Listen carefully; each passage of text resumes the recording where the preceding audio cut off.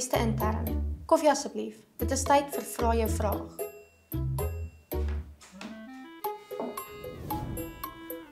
Hoe drink Frans sy koffie?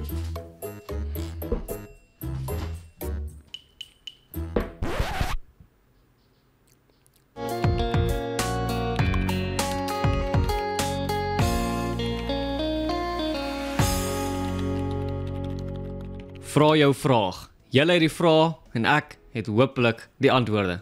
Kom ons begin met die eerste vraag. Of die eerste paragraaf. Johan of John van waar dink jy? Ek wil net iets stel. Julle is meer bedreig as ons Afrikaners wat in die stede bly, wat jou vashou aan ons land. Kruip weg in vrede, julle is omring deur Afrika, net soos Lesotho. Waar is julle weermag, polisie? Ons self is nie veilig nie. Maar ons is hard om te beklei vir wat onsin is. Maar julle hardloop weg na 'n land omring. Ek is 'n Rekkie en Special Navy SEAL Korp vir 5 jaar, soos jy dit sal noem, waarvoor 'n slaaf te word vir 'n wit man in sy backyard, wat jou dien, dit jy verklein die Afrikaner as jou slaaf ons is onafhanklik ondien God alleen. Soos Ian Robertson in sy song gesing het, staan my by my volk, staan my land. En hoekom het jy nie gesê alle Afrikaners kan ooraan nie, kom bly nie?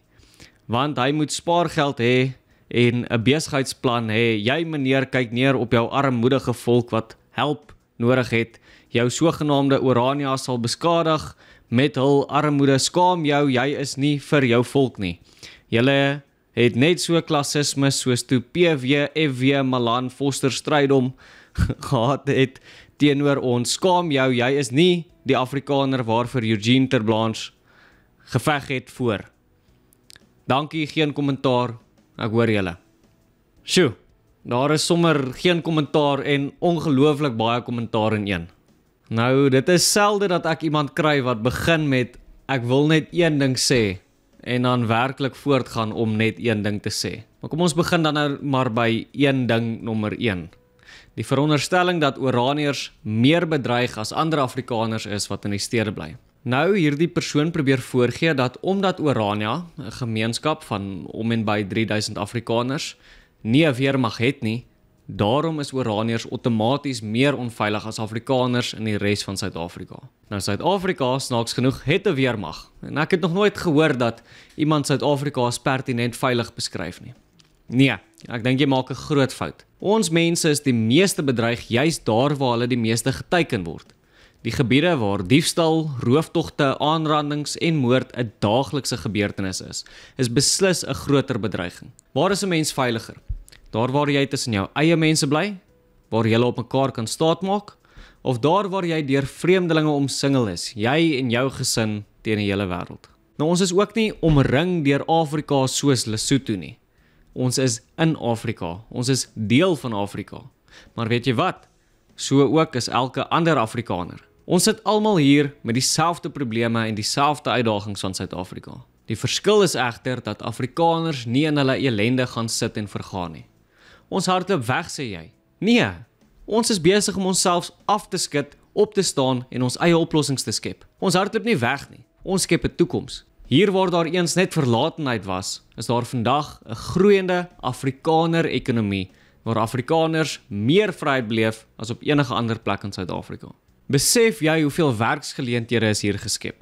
Hoeveel mense het in Orania 'n tweede lewe kom begin, nadat die ANC-regering van Suid-Afrika hulle verwerp het? Hoeveel kinders het vir die eerste keer toegang gekry tot goeie professionele Afrikaner onderwys? Nee, Orania het nie 'n weermag nie. Weet jy wie het ook nie 'n weermag gehad nie? Die voortrekkers, waar hulle teen Matabele en Zulu te staan gekom het. Ek het nog nooit gelees dat generaal De Wet of dat generaal Delarey gesê het, kerels, ons het nie 'n lugmagbasis nie, ons kan maar vergeet. Maar weet jy wat het die boerehelde wel gedoen?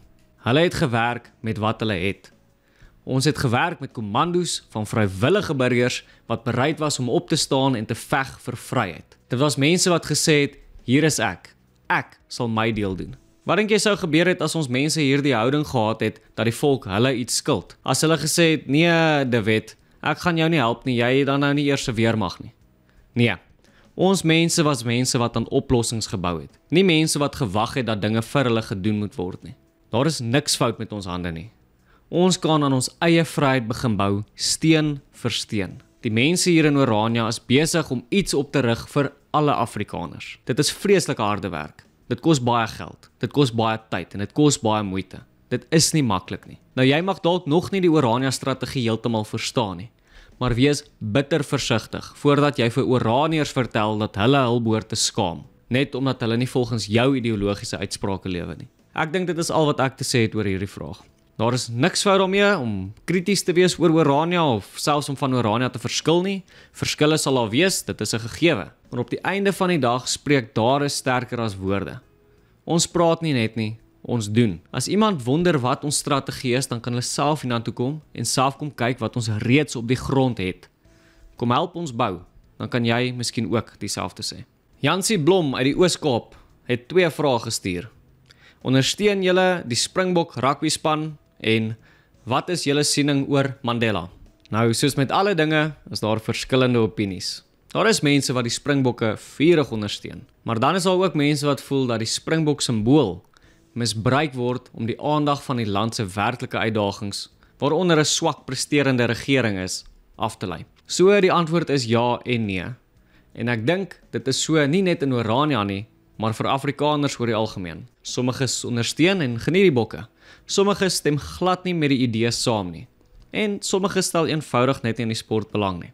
Wat 'n mens daarom moet erken, is dat rugby 'n sport is wat al vir jare deur Afrikaners beoefen word. Volgens sekere bronne is rugby al sedert 1862 in Suid-Afrika. Hierdie sport spesifiek is al so lank deel van Suid-Afrika en word al vir so lank deur Afrikaners beoefen, dat dit soos jukskei en biltong deel van die Afrikaner kultuur geword het. Orania skole bied ook rugby aan as 'n sport waar kinders jaarliks aan rugby toernooie kan deelneem. Soms neem gemeenskapslede die inisiatief om selfs hulle eie rugby toernooie of raak rugby toernooie aan te bied. So rugby is 'n lekker aktiewe sport wat deur verskeie Oraniërs geniet word. Nou vir jou tweede vraag. Hoeveel van julle het geweet dat oud-president Nelson Mandela al Orania kom besoek het? In Augustus 1995 het president Mandela vir tannie Betsy Verwoerd in Orania kom besoek, waar hulle in haar huis gesit en tee drink het. Hy het verdere ontmoetings met rolspelers soos professor Karel Boshoff ook gehad. Goed, so uit die aard van die saak, verskil Oraniërs se toekomsvisie vir Suid-Afrika van die van president Mandela. Waar die oud-president 'n toekoms van een reënboognasie in Suid-Afrika nagevolg het Oraniërs 'n Afrikaner onafhanklike strategie. Oor die toekoms van Afrikaners in Suid-Afrika is daar dus duidelike verskille. Hierdie verskille is natuurlik ook bespreek tydens sy besoek, maar binne 'n atmosfeer van beleefdheid en wederwysige respek. Mandela het tydens sy besoek baie duidelik en ondubbelsinnig gesê dat solank die mense van Orania nie ander onderdruk nie, kan hulle gemeenskap bestuur soos wat hulle wil. En wat verder is, in 1998 het Wally Musa, toe die minister van grondwetlike ontwikkeling in Mandela se parlement, gesê dat die ideaal van sommige Afrikaners om die Noord-Wes-Kaap te ontwikkel as 'n tuiste vir die Afrikaner kultuur en taal binne die raamwerk van die grondwet en die handves van menseregte word deur die regering as 'n wettige ideaal beskou. Buiten vir sy besoek in Orania is daar nie werklik enige verbintenis om te trek tussen Oraniërs en Nelson Mandela nie. Soos met ander internasionaal of nasionaal bekende figure, of dit nou George Washington of Winston Churchill of Shaka Zulu is, word hulle nie noodwendig as deel van ons eie volkshelde beskou nie. Gretchen uit Connecticut, USA. Kersfeesviering is 'n hoogtepunt van my jaar. Ek is nuuskierig oor watter tipe Kersfeesviering gepas is in Orania met betrekking tot sy sterk tradisie van gereformeerde Christendom. Wat is die algemene siening oor Kersbome en geboorte tonele byvoorbeeld? En dankie.